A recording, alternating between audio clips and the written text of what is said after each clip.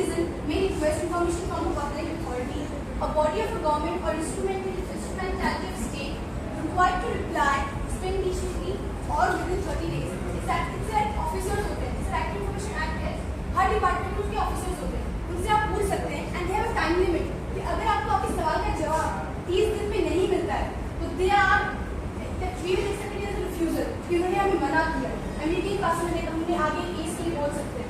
It's like that, this is हम लोगों को ये अथॉरिटी मिली है हम लोगों को कि अगर 30 डेज में उन्होंने हमारी बात नहीं मानी या हमें इन्फॉर्मेशन नहीं दी गई तो will consider it as a refusal कि उन्होंने हमें ना कहा किसी भी वजह से उन्होंने हमें अप्लाई नहीं किया कि 24 दिन के अंदर उन्होंने नहीं बताया कि अच्छा ये काम क्यों हुआ, ये काम किस लिए किया गया है, उन्होंने जवाब नहीं दिया है बाय एनी वे तो हमसे रिफ्यूजल की टॉपिक लेते हैं। तो that's a rule requires that public authority to computerize the record proactively publish certain categories of information.